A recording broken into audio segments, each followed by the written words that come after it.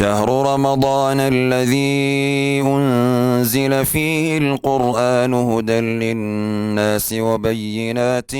من الهدى والفرقان فمن شهد منكم الشهر فليصمه ومن كان مريضا أو على سفر فعدة من أيام أخر يريد الله بكم اليسر ولا يريد بكم العسر ولتكملوا العدة ولتكبروا الله على ما هداكم ولعلكم تشكرون. الحمد لله والثناء لله والصلاة والسلام على رسول الله وعلى آله وأصحابه ومن والاه. اللهم انفعنا بما علمتنا وعلمنا علما ينفعنا وزدنا علما. وبعد، waxaynu galayaa shahr alfadiil, bishii fadliga badnayd ee ramadaan. ilaahay waxaynu ka baraynaa meelaynu joognaba inuu inaga aqbalo. bisha ramadaan wax badan baa laga hadli karaa cilmigeeda, laakiin dhowr iyo tobanka daqiiqe soo socda insha allahu waxaynu ka hadli doonaa afar arrimood inta wakhtigu inoo saamaxo. midda u horeysa wayaana bishan xukunkeeda ama miisaanka iyo mansilada ay bisha ramadaan iyo soomkeedu ku leeyahay islaamka dhexdiisa, iyo midda labaad oo ah fadligiisa, midda saddexaad oo ah cibaadadan wixii dhaawici kara ama jabin kara, iyo midda afraad oo ah waxyaabaha inoo bannaan bishan dhexdeeda ama aan dhib lahayn in la sameeyo dadkuna laga yaabo inay ka shakiyaan. bishan xukunkeeda marka la eego waxay tahay waajib, way sii dhaafto waxay tahay farad, way sii dhaafto waxay noqotay arkaanu islaamkii. arkaan islaamka tiirarka uu islaamku ku taagan yahay weeye. ilaahay baa wuxuu fi suurati albaqara: yaa ayuha aladiina aamanuu kutiba calaykum asiyaamu kamaa kutiba cala aladiina min qablikum lacalakum tattaquun. dadkii shahaadanayey ee ilaahay rumeeyey buu rabbi u yeedho wuxuu waxaa laydinku waajibiyey. kutiba waa ereyada tilmaamaya xukunka waajibka ah ee faralka ah. bisha ramadaan soomkeeda laydinku waajibiyey sidii ummadihii horeba loogu waajibiyey. wax idinku cusub maaha.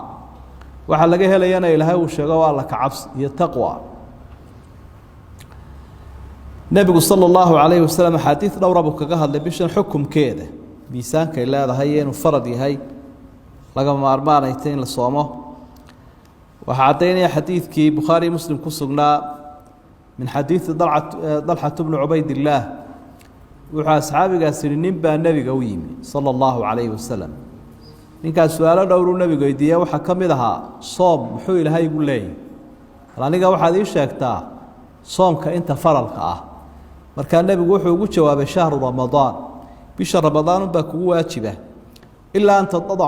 an tatadawaca shay-an, inaad sunno la timaado mooyaane. ramadaan wixii ka soo hadhay waa sunne. markaa sidii buu ninkii ku tegey. marka xadiidkaasi wuxuu nebigu ku caddeeyey bisha ramadaan soomkeedu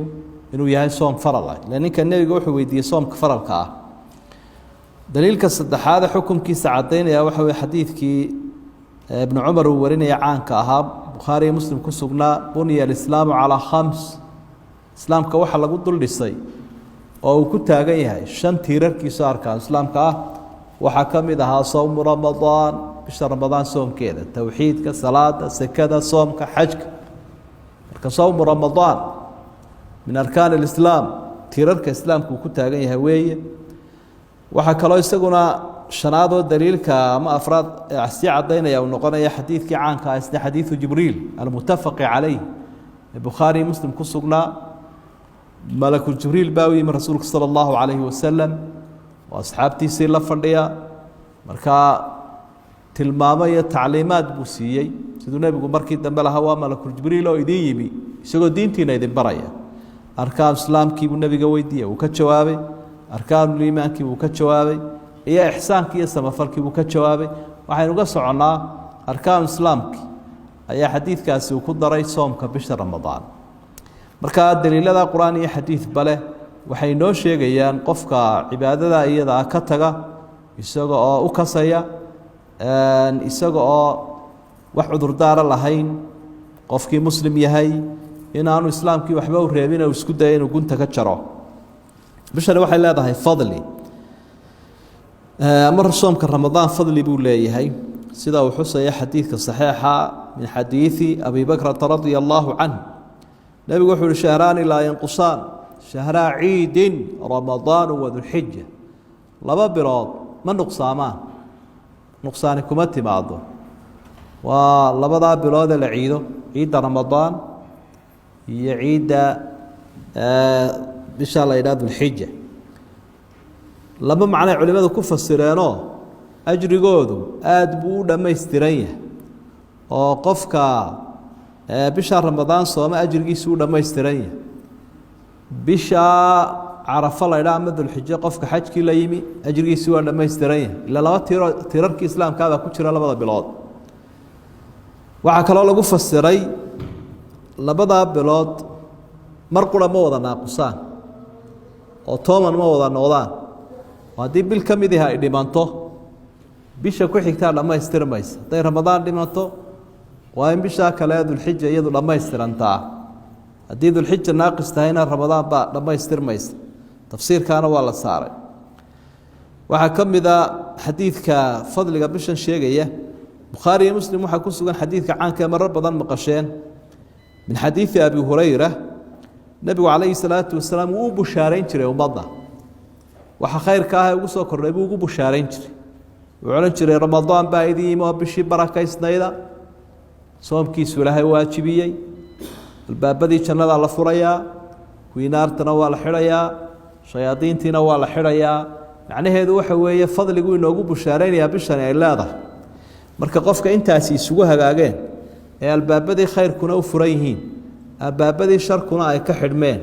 waa nacasnimo hadduu jaaniskiiyo fursadda ka faa'iidaysan waayo marka wuxuu leeyahay fadligeeda iyo fursaddeeda ka faa'iidaysta buu nabigu ummadda faraya sala allahu calayhi wasalam waxaa ka mid ah fadligeeda bishan sheegaya xadiidka bukhaari ku sugan nabigu tilmaamay calayhi salaatu wasalaam bishan waxaa laga helay weyn man saama ramadaana iimaanan waxtisaaban gufira lahu maa taqadama min dembi qofka bisha sooma buu nabigu sooma isagoo ilaahay ajri kaga doonaya isagoo rumaysan waxa loo ballan qaaday waxa laga dhaafayaa dembigiisii hore oo dhan baa laga dhaafayaa ilaahay hadduu doono wuu kaa raacinayaa kii cuslaaye waaweynaana inkastoo axaadiidta qaarkood ay tilmaamayeen ida tunibat ilkabaa'ir dembiyada waaweyn haddii laga dheeraado isagana wuu ka toobadkeenayaa qofku bisha fadligeeda waxaa ka mid ah inuu nabigu xusay calayhi salaatu wasalaam ramadaantii hore ilaa tan inta ka dhaxaysa waxaa lagu dhaafayaa tan dambe qofku ramadaantii hore intii ka dambeysay dabcan dembiyuu galay tanaa ilaahay uu kaga dhaafaya waramadaanu ilaa ramadaan mukafiraatu lima baynahun labada jumco labada salaadood labada ramadaan inta ka dhexdhexaysa ayaa ilaahay uu ka reebaa qofkan wixii ku rarnaaya dembi ahaa qofka laakiin isagu soomi waaye salaadi waaye wixiisu way ku rarnaanayaan dembigiisii wuu isfuulayaa waa mutaraakib aakhire isagoo buuraleeg buu la soo xaadiraya fadliga bisha waxaa ka mid a in habeen qaali uu ku jiro oo laylatulqadri la idhaah oo tobanka dambe ku jira oo qofku cimrigiisu intee hore u kaco qarni wax ku dhow buu cimrigiisu hore u kacaya fadligiisu wuu fara badan yahay bishan ama hada shahr alfadiil ilaa markaynu ku soo dhaafno waxaynu u daadegaynaa si fadligan qofku u helo axkaamtiisa ama qawaaniinta iyo nidaamka islaamku u dhigay iyo cilmiga cibaadadan qaaliga ee u baahantay oo waxay qiimo yeelanaysaa marka had iyo jeer cilmigeeda la xaqiijiyo waxyaabaha ugu muhiimsan waxaa ka mid ah inaad garato bishan iyada ah waynu soo horreysiinaynaa bal si la isaga ilaaliyo waxyaabaha bishan kaa burin karaa waynu ka hadli doonaa axkaamta kale arkaamta iyo shuruudda iyo baahi loo qabo daraaddeed waxaynu usoo horreysiinaynaa cibaadadan maxaa kaa waxyeeleyn kare kaa dhaawici karaa ama kaa burin karaa waa arrimaha soo socda alaklu washurbu camdan qofkii in uu afka iyo afka ka qaato wixii cunadii iyo cabiddii wuxuu cuno iyo wuxuu cabo waxaa la mida dawadii kiniin iyo tusharoobaa mid kasta ahaatee wixii qofkaasi uu afka ka qaadanayo waa ka burinayaa soomkii waxaa ka jebinayaa isaga oo iska hunqaaciya sida intaba nusuus iyo axaadiid baa wada xusaysa quraan iyo xadiidba marka hadduu qofkii iska hunqaaciyo ogaan soomkii waa ka jabaya haddii laakiin hunqaacadu ay daralla uga timaado oo isaga awooddiisa iyadoo ka baxsan ma ka jabaya soomkii afkunbuu iska maydhaya wasakh waxaa ka mid ah idkhaalu lmaa'i fi lanf biyihii sanka iskaga shuba nebigu sala allahu calayhi wasalam asxaabiga markuu tilmaamaya waxau leey wabaaliq fi listinshaaqi ilaa an takuuna saa'iman markaad had iyo jeer sandaarsanayso eed weysaysanayso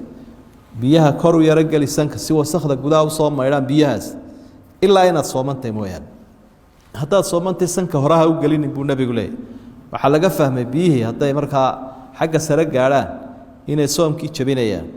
galmadii baa ka jebinaysa ninkii afadii oo sooman haddii ay galmo sameeyaan soomkii waa ka jabayaa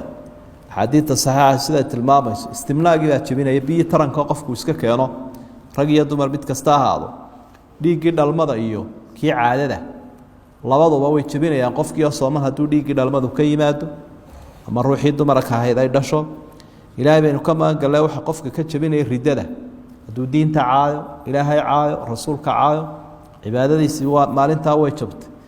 inta u hadhayna wuu iska afaysanaya xalaal umaha inuu wax cuno waanu soo qallaynayaa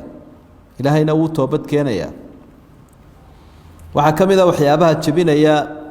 alcasmu cala alifdaar qofkii wuxuu go-aansaday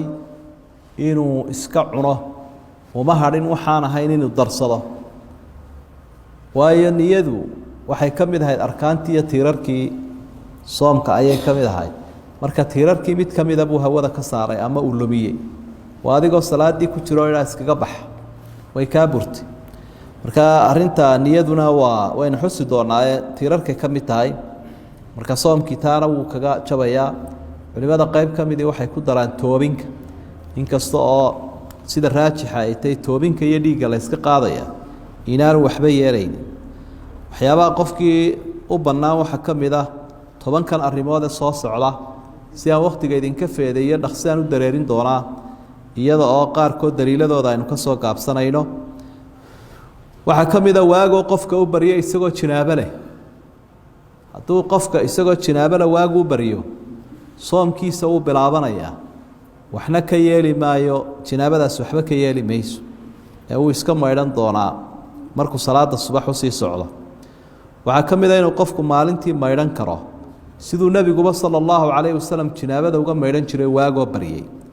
waxaa ka mid a inuu qaadan karo qofku irbadii dawada u isticmaalayo irbadii dawada uu isticmaalayay laakiin aan cunnada ahayn ama xumad jabintii ama antibiotigiya wixii la mid ahaa garaacii waxyaabaha mar haddaanay ahayn wax faytamiino iyo glucos iyo waxa ahayn dhiigga yare la iska qaadaya waxba ma yeelayo hadduu qofku caruurtii raashinka u dhadhamiyo wax dhibaato ama laha ama uu waxyaro calaaliyu iska tufo xaaskiisii ou yaro dhunkadaa waxba ka jebin mayso kol haddaanu wax ka weyn samaynin waxaan waxba ka yeelaynin inuu cunadii iska cuni karo ilaa waagu dilaacayo marar badan baad eegtaa dhinacii waagu ka baryay waxba waad arki waayeysa markaa kol haddii wax ku caddi aanu jirin ila ilaahay wuxuu ihi xataa yatabayana ilaa waagu caddaado marka ilaa intaad arkaysa inuu caddaaday inta ka horeysa xalaal bay kuu tahay waxaa ka mid a qofkii inuu cadar marsan karo indha kuulan karo indhahana daroobiskii ama dawadii dhibcaha iskaga shubi karo waxaa ka mid a inuu cadayan karo maalintii oo dhan gelinka hore iyo gelinka dambeba hadallada ama culimada aqwaashooda qaar ka mid a gelinka dambe sheegay inaan la cadayanayn laakiin madhabta shaaficiyada ay ka mid yihiin kuwaasino sida raajixay waxa weye madhabta shaaficiyada labada gelinba in la cadayan karo ama stiyaaku saa'imin bacda zawaal fakhtiira lam yukrah wayaxrumu lwisaal subadka sheekhaa siduu ku sheegay waxau leeyay madhabta shaaficiyada laftigeeda waxa mukhtaar ahoo la doortay labada gelinba inuu qofkii cadayan karo waxaa ka mid a luqluqashadii iyo sandaarisigii way kuu bannaayiin markaad weysaysanayso inaad biyina afka ku nadiifinayso sankiina aad ku nadiifinayso laakiin aad ka daynaysa uun inaad sankii hore u geliso si aynu horeba usoo sheegnay markaa ilaa 7-8 shay aynu soo sheegnayna way buriyaan 10kan arrimoodba way kuu bannaan yihiin fadligaana soomku wuu leeyahay miisaanku sharciga dhexdiisa ku leeyna waa kaa afartaa arrimood ayay inoogu joogaysaa 15 daqiiqo ee insha allahu tacaala kalaamkeenu ku koobnaa 10 iyo cadba waa la yareereystaa waxba badin mayna insha allahu kol hadduu axkaam yahay uu culus yahay intaasun baynu soo qaybi allah inagu anfaco wassalaamu calaykum waraxmat ullaahi wabarakaatu